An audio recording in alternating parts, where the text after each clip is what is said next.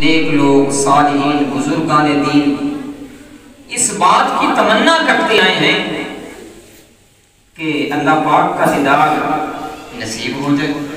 آج ہماری بھی یہ تمنا ہے کہ کاش، یعنی یہ تو یقین ہے کہ دنیا میں تو نہیں ہو سکتا، لیکن یہ امید ہے کہ اللہ پاک اپنے پیارے محبوب کے صدقے میں جنت عطا فرمائے اور جنت میں اپنے دیدار سے بھی مشرف فرمائے۔ یہ ہماری بھی تمنا ہے۔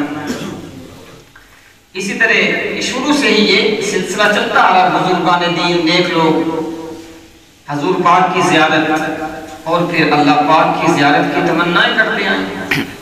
اسی طرح موسیٰ علیہ السلام نے بھی یہ تمنا فرمائی، ربی ارنی، اے میرے مولا میں تجھے دیکھنا چاہتا ہوں، تیری زیارت کرنا چاہتا ہوں۔ تو اللہ پاک نے کیا فرمایا؟ لن ترانی، نا ہرگز نہیں، تو مجھے ہرگز نہیں دیکھ سکے مگر جب اپنے محبوب کی باری آئی، جب محمد عربی صلی اللہ علیہ وآلہ وسلم کی باری آئی تو خود پیغام بھیجا، اے جبرائیل جاؤ میرے محبوب کو لے آؤ۔